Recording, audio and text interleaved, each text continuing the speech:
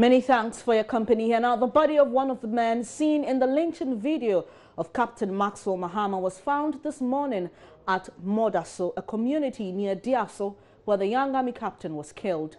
Also, a number of other suspects have been picked up in connection with the killing of the late captain. They're currently being transferred to the Central Regional Police Headquarters for further interrogation. JoyNews' Ohiming Terrier has more, and he joins us on the line. Hello, Ohiming. Hello, Benny. Yeah, sure. Good afternoon, and thanks for joining us here. When I spoke to you earlier on JoyNews Desk, the information around this body that's been found at Modaso was quite sketchy. Do you have any updates for us? Not really, except that police says very soon they may be holding a briefing on the body found at Modaso. So information from the ground is being sent to the Central Regional Police Headquarters.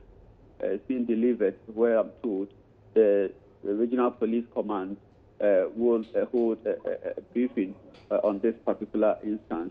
But I must say that the death of this man has thrown the Modaso community into some sort of fear. Don't forget, a few days ago, the action was at the Obuasi, where people, thought to have been involved in the murder of the late Maxwell Mahama were being picked up by the military personnel, and for fear of being attacked in further attacks, the residents have been evacuating the community, turning the community into almost a ghost town. Even those who had the courage to return now come and pick their belongings and leave the community. So now that this particular man seen actively captured in the video where the lead military officer was being linked, has thrown the entire community into fear. All right, Ohiming, sorry to butt in. Briefly, if you can give us some updates on these 12 suspects who've now been picked and are being transferred to the Central Region Headquarters, Police Headquarters. Yes, the suspects, the latest suspects are 5. 5 of them were arrested in Asankagwa by the Asankagwa police. They are said to be residents of people from the Obuasi who moved from the community to pitch camp at Asankagwa yesterday. So upon a tip-off, the Asankagwa police arrested these 5 people. And don't forget, on Tuesday, 5 people were picked at the Obuasi and transferred to Kitwe, whereas 2 more people, the assemblyman for the area, Mr. Ban, and another Yao Ano, who was in possession of the gun belonging to the lead Captain Maxwell Mahama, were also picked up at Asama in the Asante region, bringing the number to 7. So if these 5 people are found to be connected after police screening, then this will bring the number to 12, the number of people arrested in connection with the killing of the late Maxwell Mahama. All right, thank you very much for the updates. Ohiming Terrier coming to us from the town of Dentro Boise. Let's now take you to the Burma camp here in Accra, where former President John Dramani Mahama is commiserating the loss of the late captain with some officers there.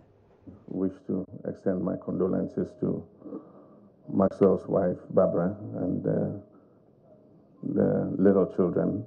There's a tragedy that nobody expects at a time like this. Maxwell was a very fine officer, very respected in the army, and he had a very bright career ahead of him. And unfortunately, to die this way is totally unacceptable. The military are an institution that sacrifices a lot to defend us. And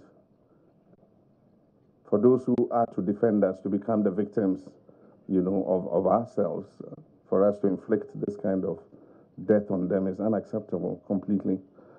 And I want to express my condolences to his family, to the Ghana Army, Ghana Armed Forces, for this loss of such a fine officer.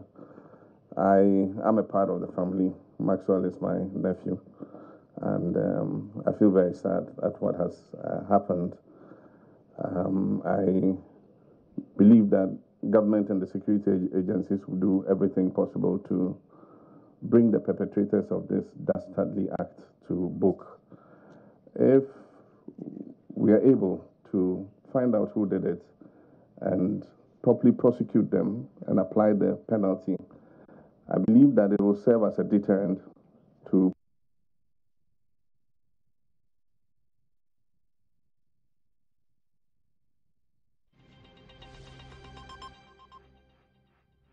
So that was President Mahama expressing his condolence to the family of the late Adams, Captain Mahama. And we can go back to the Burma camp now to hear what he has to say. Humans in this wicked way. And I believe that everything should be done to stamp it out. If even the person is an armed robber, he doesn't deserve to die like this. Hand him over to the law and let the law deal with him. But we're faced with this tragic situation. It's not been a very good week for us. I arrived also to hear the passing of the Bolera, my uncle. And so we have a double bereavement.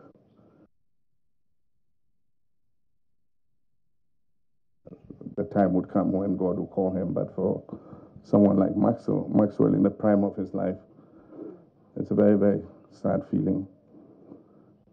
As the family will do our bit to console our daughter, his wife, and we'll also do our bit to look after his children and bring them up.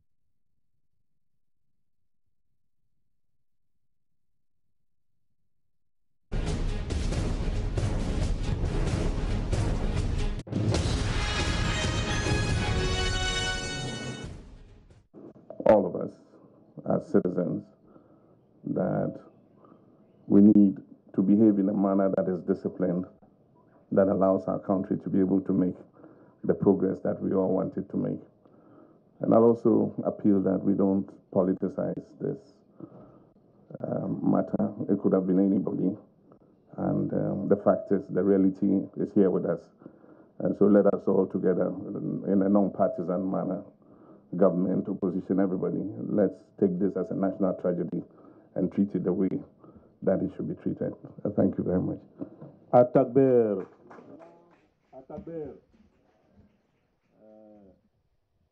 Asopena, Nekama, Bini Karawina, former President Babulutu. Akabemlana, Demandara from Matanamlania, Mobultu, Kusu Mobu. Radio that has called me now. Aya Kusia Kauraya Monta, Awu Indiana.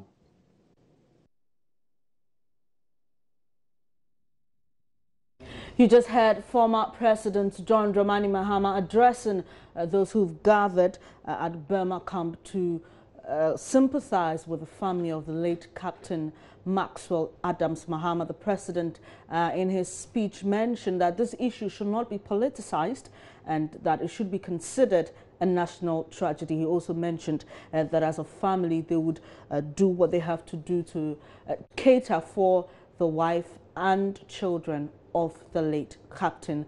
The Chief of Defence Staff, Major General Akwa, will address the Durbar organized by the Ghana Armed Forces for personnel at Burma camp this morning. He called on the soldiers to exercise restraint and seize the opportunity to show that the Ghana Armed Forces is a professional body. JoyNews' Joseph Akable is there and joins us live. Well, we'll touch base with Joseph Akable later for some updates on that particular story. Still on the lynching of Captain Maxwell Mahama, my son should be the last person to have ever been lynched in this country. The clear words of the father of a lynched young military personnel, Captain retired Adams Mahama. His son was lynched Monday morning by residents of Dentro Boise over what experts say are linked to government's fight against illegal mining. Galamsey. In an interview with me earlier, Captain retired Mahama also urged government to act against the sharing of his son's brutal murder on social media. The wife was expecting his call back after the job, later by 9:10. But after 12 o'clock, she started calling, and he wouldn't get through to the husband. So around 2 o'clock, she called me and said, Maxwell is supposed to call me by 10 o'clock. Up to now, Maxwell hasn't called. And it's now 12 o'clock. I spoke with him this morning, but normally that's what happens. And he left for the jogging, and he even said he will call when he returns. And it's now 12 o'clock, I haven't heard from him. So indeed, he actually spoke with the wife before he went out jogging that particular day. And you have briefly described to us the type of person your son was, but what are your fondest and last memories of him? When was the last time you heard from your son? That was Saturday. He's upon my insistence, we share ideas together on our domestic issues.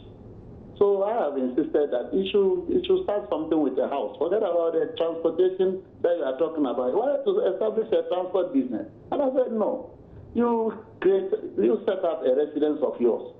So he started a boys' quarters. And the last time I spoke with him, he was in the process of purchasing some roofing sheets from Kumasi, which he would dispatch to me for me to do the roofing, because he's done the roof, the frame for the roofing. It's left just with the roofing sheet.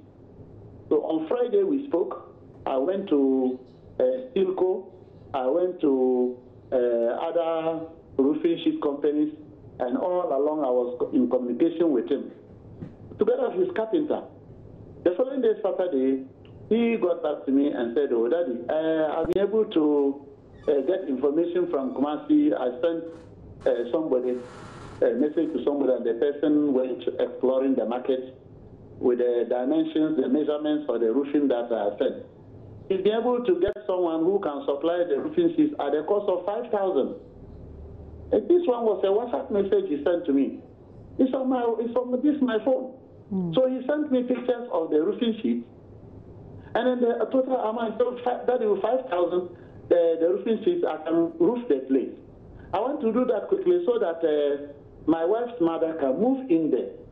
I don't like the place that she's staying.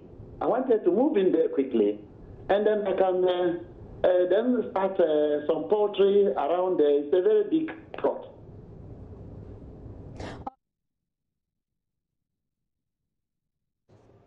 The Ghana Armed Forces says the killing of its captain will not in any way affect the cordial relationship it has with the public. The murder of the army captain and the swift response of the military has raised concerns, with many fearing it will strain their relationship with civilians.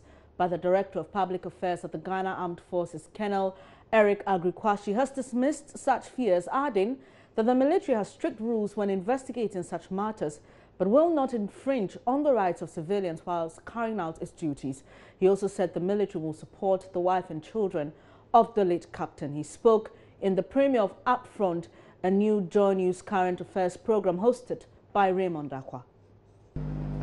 The military has what they can do to support the family. So long as they need to be in the bungalow, they'll be there. 3 months.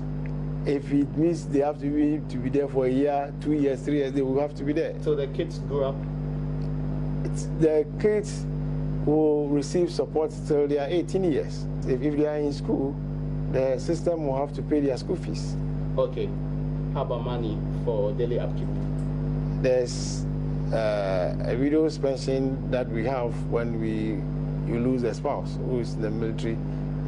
All these things will be given to you unless when the woman gets married, some of these things will cease. Captain Adams Mahama died in the course of duty. Yes. What does he get when that happens? The service will take care of his barrier and everything. And the Vice President visited the family, and this thing has even gone beyond the hands of the military. It's become more of a national thing. The military have had a reputation in this republic. I mean, sometimes, even in the revolutionary periods, in times where there were coup d'etats, people fear the military. Do you think that this engagement is likely to change how the military views the civilian and the civilian's approach and attitude towards the military? We want to present a new image where we try to get the laws of the state to work at all times. Okay. And so if situations like this come up, the idea is to get everybody to understand that there are rules and regulations that should be allowed to work. And so when immediately this thing came up, the CDS directed that all personnel, wherever they are, not only in Dentra or Boise, military personnel everywhere, should stay calm and then just wait for the investigators to do their work. What was the need for that direction? Yes, because it's not easy for you to wake up and hear that your mate who is doing a duty on behalf of the people has just been murdered. Interesting. So you would treat civilians fairly? Yes. At least since this thing happened. That is why when I hear those reports that soldiers are maltreating the civilians there, I ask myself, what are people trying to achieve here? Colonel Agri Kwashi was speaking to my colleague Raymond Akwa on our new program Upfront. It's a current affairs program and it airs on Wednesdays and Thursdays at 6 p.m. Make a date today with Raymond Akwa. You're watching Joy News today. We'll be back with more. Please stay with us.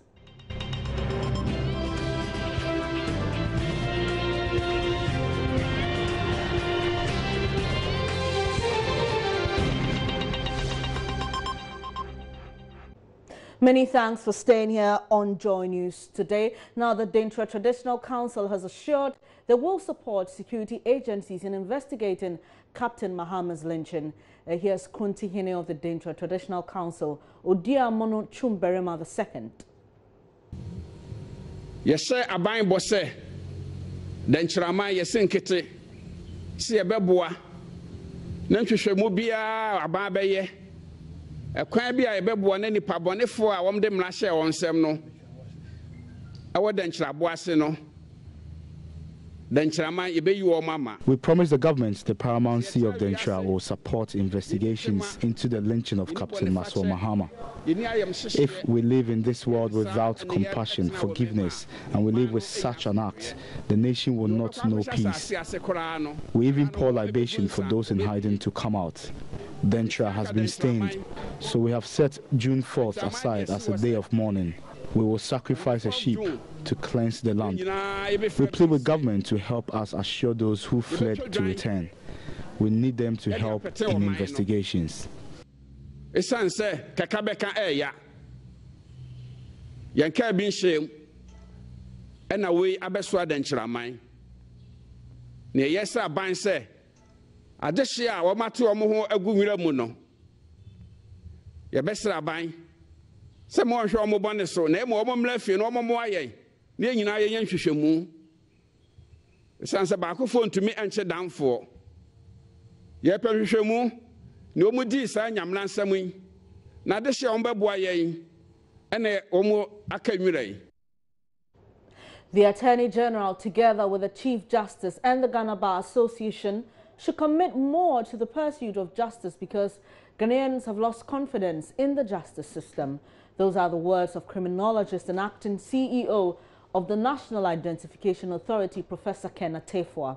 His comment comes as the nation mourns the murder of a young military personnel, Captain Adams Mahama, who was lynched Monday morning by residents of Dentra Boise in the central region. Experts say his death is linked to government's fight against illegal mining. Speaking on Joy FM's Super Morning Show today, Professor Atefua also condemned the acts of the perpetrators. We are deeply, deeply punitive as a society. We have a very strong punitive ethos, which combines with our lawlessness to produce the kind of situations we have with instant injustice. When we have conviction that someone has done something that offends societal values or norms, instead of using that strong conviction, the evidence, to be the basis for referring the person to the law enforcement agencies, we automatically take the law into our own hands and administer instant injustice to them. Many well-educated people, rich people, have accosted me and disagreed with me violently for opposing instant justice meted out to so-called armed robbers.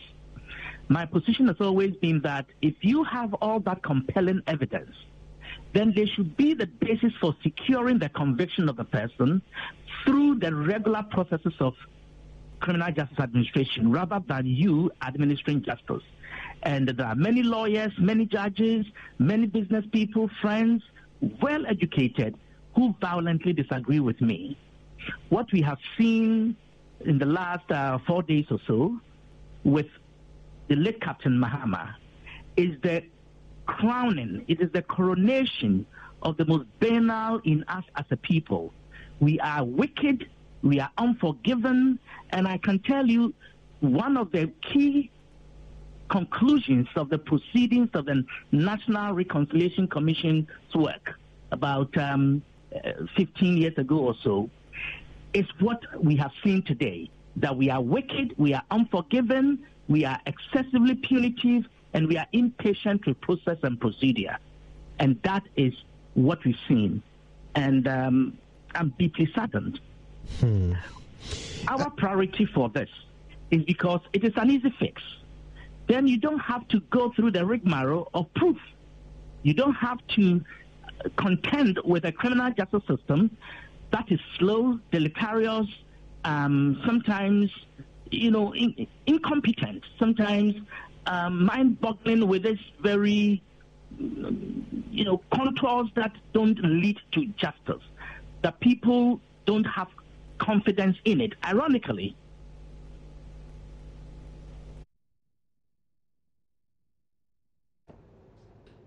meanwhile, former Shraj boss Emil Shott has been speaking on what appears to be seeming lawlessness in the country. He describes the recent rioting and mob justice as impunity and lack of confidence in the police service. Mr. Shott was speaking on the sidelines of a presentation of a new survey by the IEA. This whole issue of mob justice, it's mind-boggling. I just sometimes wonder who are the people who engage in mob justice and what is the mentality or the psyche of those who engage in this kind of activity. And is the police doing enough to arrest and prosecute people who engage in mob justice? Because it's been happening, lynching, it's been happening so often in recent times. And I think that if there's going to be deterrent, the police should be seen to taking concrete action by investigating thoroughly and arresting the perpetrators and making sure that they face the full rigors of the law. So there are so many issues which I think are crying for attention. And you and I have a responsibility to raise our voices and to put pressure on government and law enforcement agencies to do what is necessary, to make sure that there's a reduction in the incidence of crime, lawlessness, and also the incidence of corruption, which I think is going beyond acceptable limits. There appears to be impunity and lack of accountability. Every week you hear of a new corruption scandal.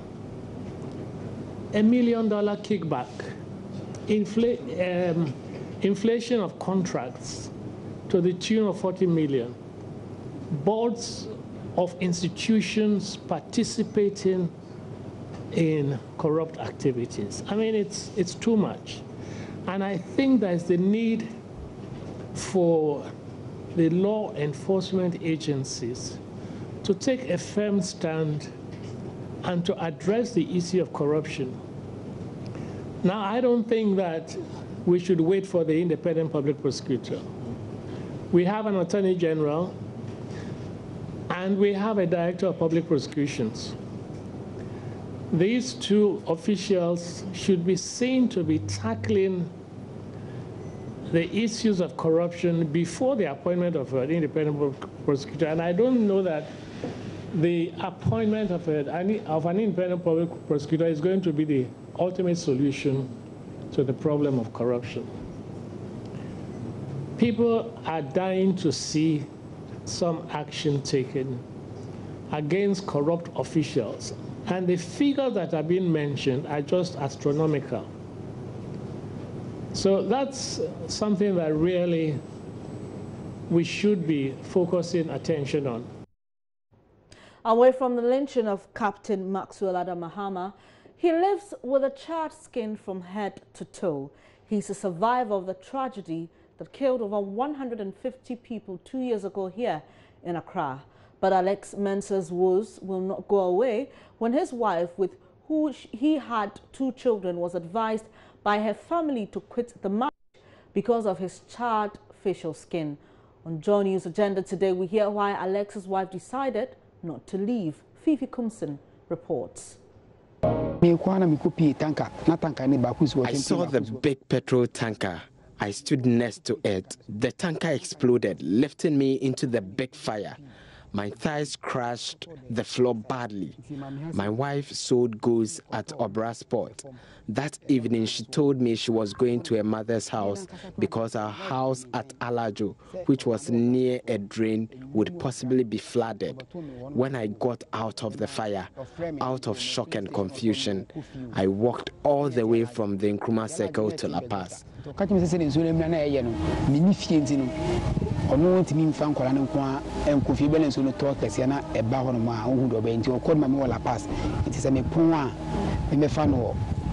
Paz inti tamna adni pija mi fi jenim sana mi pie sana mi di moja show ma dwun nyina se La Paz no eden o wonti de mi nante an ma che no dade na de si ne ko La Paz dade.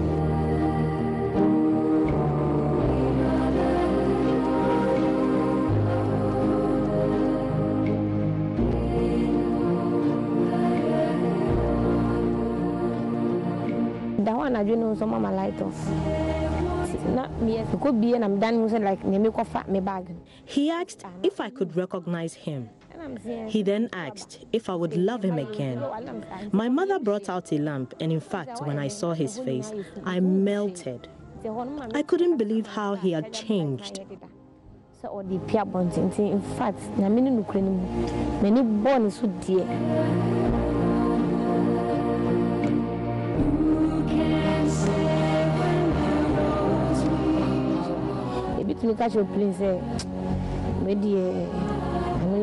Some of his friends and family members, after visiting him in a hospital, told me to leave him because he would not be able to raise money for the family even if he recovered. Some of his friends even convinced him that I'll leave him because of how he's looking. But I decided to stay because I felt this is how God was testing me. My dream say, and at the way na me kwasori so na me so my dream tell me say e dia na nyanko professor odi me so hwe.